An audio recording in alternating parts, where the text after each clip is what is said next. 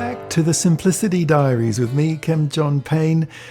This week and in a couple of weeks to come, I'm going to be doing some readings from the book The Soul of Discipline that have come more sharply into focus for me over the last couple of months, maybe even year or so, that I think might be really helpful for many of us. If you've come across the book, it'll be to refresh. If you haven't, then that's great. It'll be new. But I also don't want to just read. I want to give some comments that sort of catch up the content of the book with contemporary times. You know, you write a book, and then the years roll on, and all sorts of stuff happens, and life changes, and the world changes. And this is a bit of a chance to sort of do a bit of catch up for us all as well. Look, before we begin, I also want to let you know that we've got one of these care professional trainings coming up in the coming weeks. And this one is for discipline and guidance. And if you're a care professional, it really does, boy, does it ever help to actually be able to help parents through some of the real trigger situations in family life. Help bring greater ease and sort of leadership really into family life and feel good about it. And if you're a teacher, an educator, a care professional, you'll see there's a link in the show notes right below. And if you're interested, click on that and you can see more information. More about that at the end of the podcast, but I just thought I'd give a quick heads up. Okay, now, To begin, I wanted to set a bit of an overview in this reading from the Soul of Discipline book that I wrote. And let's just jump right in, and then I'll be pulling out of the text occasionally just to give like I mentioned, those comments that are a little bit behind the scenes. This is just sort of like moving behind the curtain a bit of the writing of this book. Okay. So this is right at the beginning, the introduction to the book.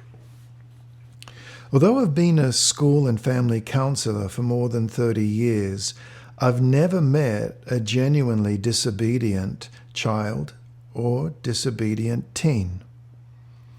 What I have encountered are myriad disoriented kids. When we do not provide our children with a well-defined boundaries, they react and become difficult and defiant. They feel unsafe and unsettled, and we become frustrated and confused. Inevitably, our children and teens sense our disorientation, which increases theirs, and a truly unhealthy, self-perpetuating cycle is activated. As the imperfect parent of two teenagers, I am all too aware of the feeling of freefall we as parents experience when challenging discipline situations arise. We grasp at any solid handhold to break our spiral of emotional descent. And although some parents think we can find solid ground in the advice of experts who tell us to choose a parenting style and stick to it, I have my doubts about how well this works. Anything that we stick to can become stuck. We cannot effectively enforce a rigid discipline method on our kids because they are constantly growing and changing, and their emotional needs shift with equal frequency.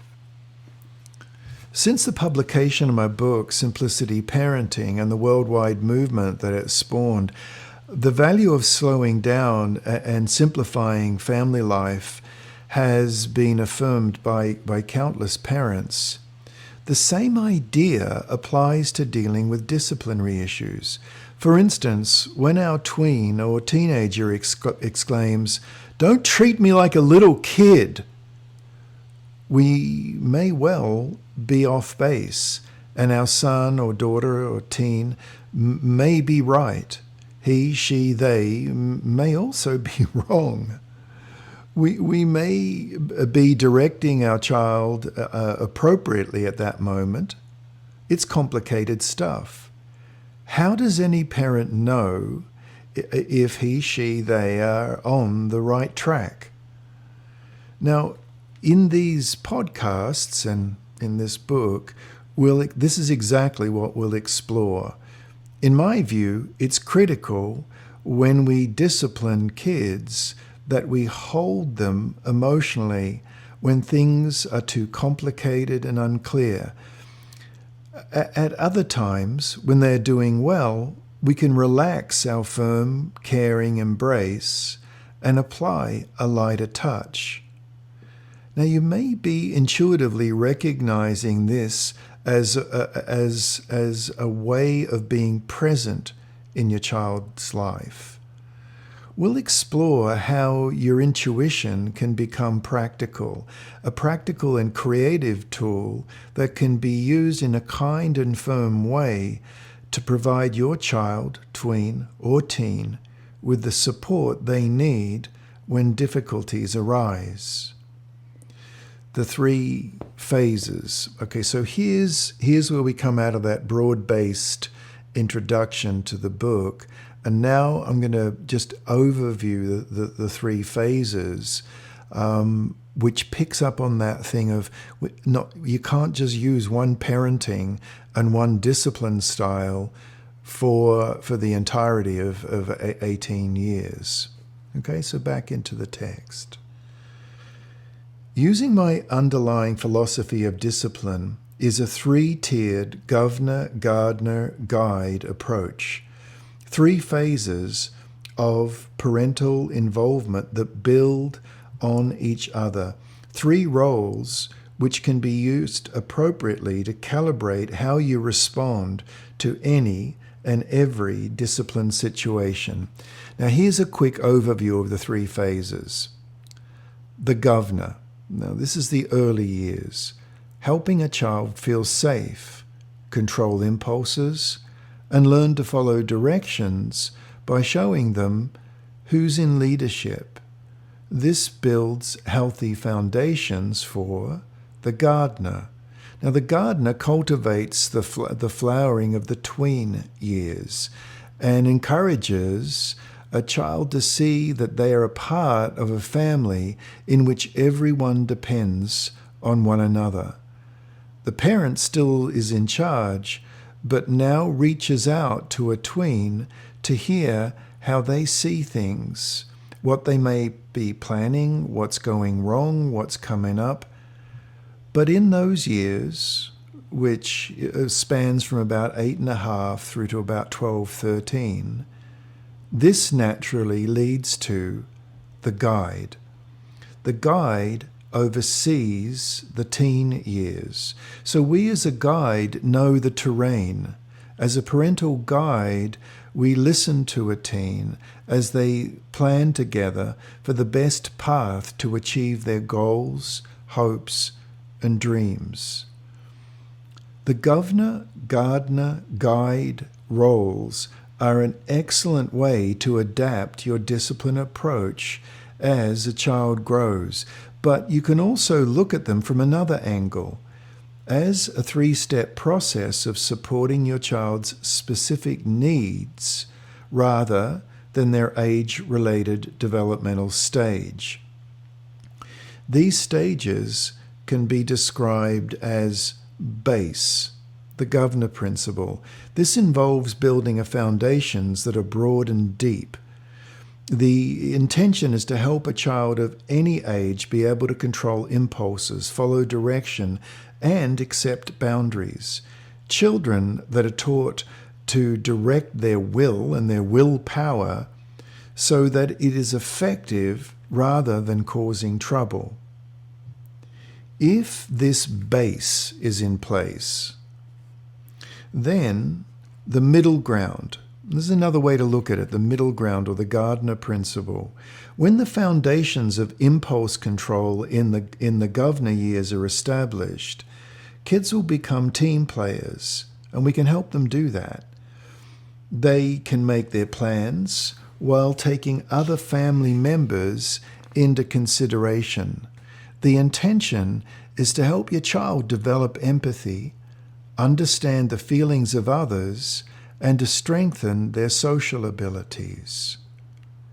Now, if we put that in place in the middle years, in the middle childhood years of the tweens, again, 8.5, 9, through to about 13, if this is in place, then the top tier, which is the guide principle, when a child or a young person has to learn to accept, when they've learned to accept boundaries, and they appreciate that others in the family have needs, then they can build a path to healthy decisions. This is the time to encourage and guide their choices. So what we're doing will avoid doing this is giving you, and it gives sort of basically sensible advice that builds a family situation in which we can end up giving children too many choices, and it avoids that, too many freedoms that they just can't handle at that age. And a parent intuitively feels that this kind of situation, it's just off base. You feel this is not right. And it sets you and your child up for a fall. Everyone feels frustrated, and your discipline is precarious and unstable. Let me pause there for a minute. What I'm basically saying is that we're in this section, an early section of the book, is that we're calibrating our discipline according to the developmental stage, according to what a young person's brain capacity, their ability to understand cause and effect, their ability will be very sort of just young when they're young. But then that ability to understand and have a little more empathy and social understanding, that's the middle years, that's the tween years, and we can build on that.